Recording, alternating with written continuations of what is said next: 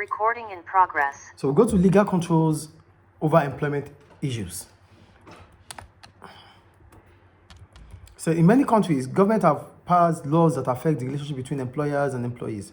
The most important employment issues affected by legal controls are the employment contract, unfair dismissal, discrimination, health and safety, legal minimum wage. So there's always going to be a relationship between the employer and the employee. So the relationship, what binds employers and employees together is the employment contracts. Yes. Because there's offer and there's acceptance. There's offer from the employer, there's acceptance from the employee. So Yes. both of you have agreed to start doing business together. So that's about employment contract. So let's see it each one at a time anyway. So the contract of employment. In many countries in the world, it is a legal requirement for employers to provide a new employee with a contract of employment to sign. It will set out the terms of the relationship between the employee and the employer. It will usually be set out in writing and include one, name of the employer and the name of the employee. So we have a contract, an employment contract. That means I have accepted the job and you have also agreed to give me the job. And all terms and conditions regarding that employment has been accepted by both parties. So what are those items you will find in an employment contract? One, the name of the employer and the employee. Job title, the position you are holding. Date when employment is to begin, the day you have to resume to work. Hours to be worked, the numbers of hours. The days, as soon as you resume, they might tell you it's from 8 o'clock to 2 o'clock. So that's your hours of work. Rate of pay and any other benefits such as bonus, sick pay, pension. So your financial benefit will also be stated in your contract of employment. The time at which you get your pay at the end of each month will be stated.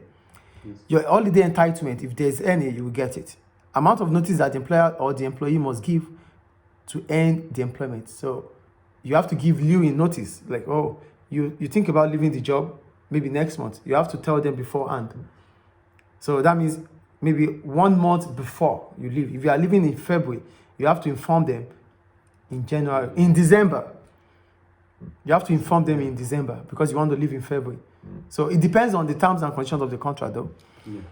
So then we go to impact of employment contracts on employers and employees. So why is it important to have an employment contract or contract of employment? One, both employers and employees know what is expected of them. So because we have already, there's an offer from the employer and there's an acceptance from the employee. It means we both have agreed on the terms and conditions. Yeah. So what is being expected of me, I have known it. What is being expected of you, you know it already. So our duties, our responsibilities, we know we have to get them done.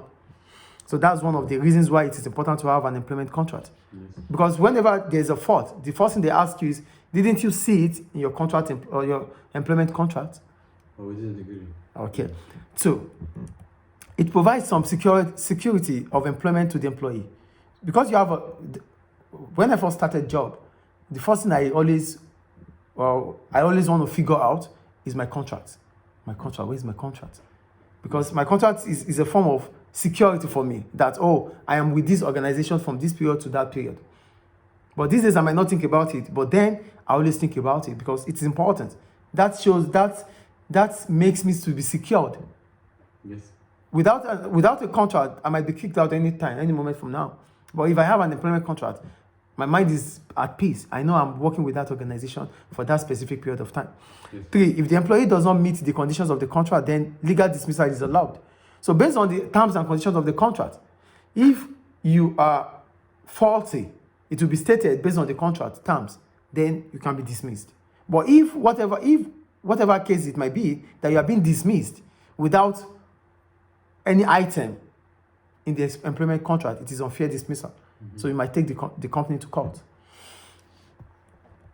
If the employer fails to meet the conditions of the contract, for example, does not offer the holidays the worker is entitled to, then the employee can seek legal binding compensation. So because it is your due, we both have offer and acceptance. And all the items have both been agreed by both parties. There's no information failure here. There's no information gap. Yes. So if your employer are not doing what they are supposed to do according to the contract, then you can take a legal action against them. Yeah. That's why it's important to have a contract. Then we'll go to unfair dismissal. This occurs when an employer ends a worker's contract of employment for a reason that is not covered by that contract. So it is unfairly dismissed. That means you unfairly dismiss an employee without any wrongdoing according to the contract. So what if you have to dismiss an employee, it should be on the ground that that employee has forfeited one of, or is guilty of one of the rules and regulations or the policies of the company. If not, then you should not just dismiss an employee for personal reason. No. So this may be for reasons of discrimination.